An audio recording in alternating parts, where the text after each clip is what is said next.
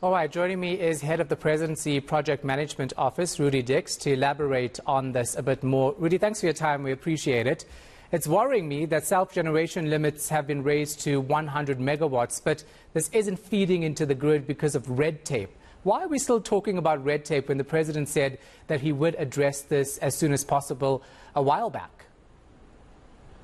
Well, of course, it's worrying to us also. When we did the reform during the course of last year, when the President and Minister Matashe announced the unlocking of the threshold to allow for up to 100 megawatts, we did the reform, and then, of course, we did not see the investment happen. We then had conversations with the Chamber of Mine and Heavy Industry and some of the independent power producers to get a sense.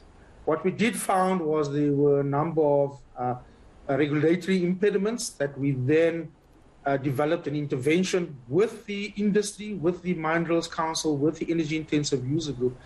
And the focus of the last month and a half was to try and resolve those impediments, Shahan. I mean, for instance, we are busy looking at reducing the number of days for environmental impact assessments from 107 to 57 days, to deal with the red tape specifically related to the registration process at NERSA, to specifically help and assist the capacity of Eskom around the grid connection unit to ensure that many of these applications are processed timelessly and sped up. There are other areas like land use and water use license also been done. So there is an active intervention team that meets fairly regularly once a week in partnership with the industry. We bring together all the relevant government departments to deal with that. So we are actively looking at unlocking that 4.5 gigawatts of projects, private sector projects for self-generation. We're hoping that these projects, once we get past these red tape regulatory issues, we are able to see these projects all come online in the next 2 years. 2 years. Yeah, that's the thing, right? Because when we announced this initially in terms of allowing 100 megawatts to be produced privately, we were very optimistic about how long it was going to take before we actually saw power being brought into the national grid by IPPs. But 2 years is a long time away when Eskom is saying that we actually need to make this happen now. It takes 2 years to build a plant. That's the problem. Yeah. So we need to get through the regulatory stuff. So it's up to 2 years. So just clarify that. I mean, we expect a lot of them to come on stream quite soon. But, you know, the technology, the time to build these things, as it is always, energy construction always has long lead times. So we are pushing as hard as possible between 12 and 2 years for many of them to come online. So I thought I'd just clarify that. Yeah. I know it'll take 2 years to build, but obviously the red tape delayed it somewhat. The Minister of Finance says that you're redoubling efforts to deal with the energy crisis in this country. Outside of dealing with red tape, what exactly are you looking at? So there are a number of interventions. We need to expedite and ensure that bid window 5, for example, is completed, and we get bid window 6 in as soon as possible. That we need to bring forward some of the interventions in the integrated resource plan, particularly some of the gas RFP that's there. This intervention around the embedded generation is the quickest, Shahan, and the most important, because we think that if we get the private sector to invest, we are able to get quite a bit of them off the grid so that you ease up the system and allow for a reduction in the supply shortages. So there's a number of other interventions, including addressing some of the financial issues of Eskom, as Minister Vulindlela had announced in his budget speech. President had also made announcements of that in SONA. There's a whole flurry of different interventions that we need to look at. A lot of it relates to trying to ensure that we can get faster IPPs onto the grid, embedded generation, self-generation interventions. This is our main focus, because if you can unlock that 4.5 gigawatts, we will give quite a bit of breathing space. As you said in your introductory remarks, we need between 5,000 to 6,000 additional megawatts on the grid to be able to ensure we reduce the current load constraint that is there. Yeah. Okay, outside of Eskom, because we know energy is one of the main areas of concern for us, you're also going to look at other structural reforms and in particular attract skills and promote growth in tourism through a more effective visa regime. Where are we with that? Two things that have happened. The first is we've released the critical skills list, so that's quite important for us, right? So that's from a skills perspective, and I think that's very important because, we take for granted sometimes the importance of importing high levels of critical skills that we don't have in our economy. The multiplier effect of getting in someone that's quite skilled is important for attracting and employing low levels or middle levels kind of skills that are in our economy. So that's important.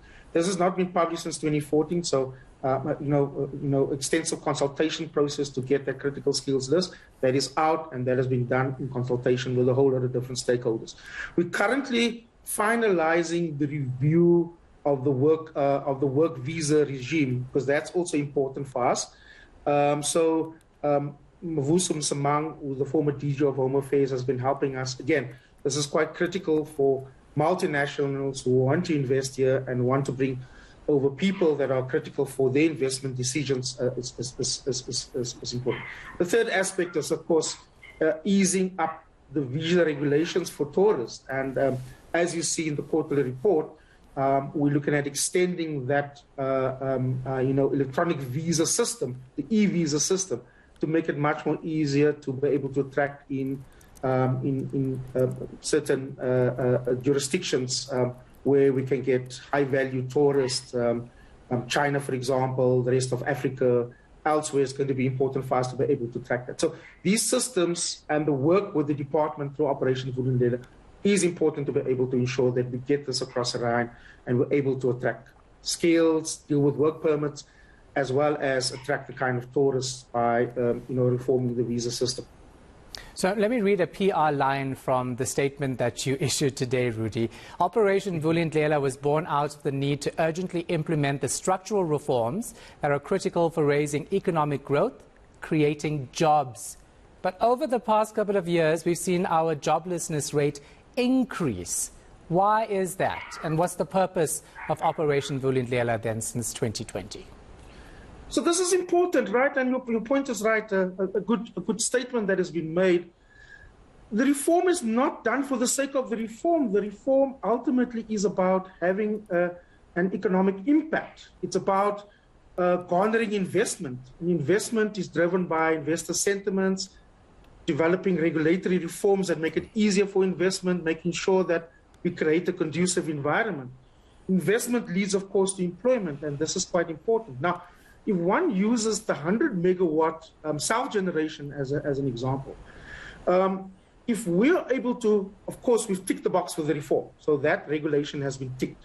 What we require is shovel-ready and build to happen for the 4.5 gigawatts. Now, of course, if we get the 4.5 gigawatts done and the investment decisions that are taken by the 58 project developers of boards, of mining houses, are going to build these plants, are going to employ people. So the reform is quite important. It's not just about creating also a conducive environment. The multiplier of that is that creating a conducive environment for investment leads to great employment. And that's why we've chosen these specific reforms, Ron, because these specific reforms have the greatest multiplier on economic growth, on investment, and of course, obviously on employment creation. So we're hoping to see this come through quite quickly. Similarly, with the spectrum auction, we've raised about over 4 billion rand through the auction. What we want to see is not just that the frequencies have been given to or have been auctioned to the big telcos and Telkom, for example, is that it should lead to billions of rands of investment that makes it much more cheaper for telecommunications, data costs, for example, accessibility and employment growth, and these kind of opportunities are important. So the reform is not just for the sake of the reform. It's about having that impact that you refer to, which is the ultimate employment impact and earning income. Yeah, and we've spoken about electricity, energy in particular. One of the reforms was to modernize and transform network industries when it comes to water as well. It's a major concern. We actually ran a focus this week on eNCA about communities that still don't have access to tap water. The Giyani water project is actually a shame, and everyone involved there, the 3.2 billion that was wasted, should be fired as far as most people are concerned. So what headway have you made when it comes to water management systems in South Africa? So I can't respond to about who has to be fired. That's not. No, I'm not asking you to. It's just a statement I'm making. Don't worry. Of course. But I think what is important is that that the new leadership in the Department of Water and Sanitation recognizes the importance of fundamentally transforming the way we manage water, from water use licenses to the establishment of adequate management of bulk water services. The Guyani project is one particular example. There are many others elsewhere. And I think certainly there is an intervention to be able to address many of these specific concerns. The reforms particularly look at how we deal with bulk water pricing, but also some of the decisions around developing an infrastructure arm for bulk water management, right? And to address this is going to be fundamental. So the concern of Operation Vulindlela to be able to address many of the concerns in the water sector is fundamental. We are working with the leadership and the new Director General, who was also previously involved in Operation Vulindlela, Dr. Shahan Phillips, in trying to address many of these concerns. This is pertinent. So water issues, both at a level of bulk and at a distribution level of municipalities, is something that we're going to have to keep our eyes on, and we're going to have a focus on. And there are many, many challenges that we have to address. All right, thank you so much for your time. Do us proud. We want some good news from government, and I'm hoping that you guys get this right. Hey? We hope this is good news. Yeah, I hope to get more good news from you. Hey.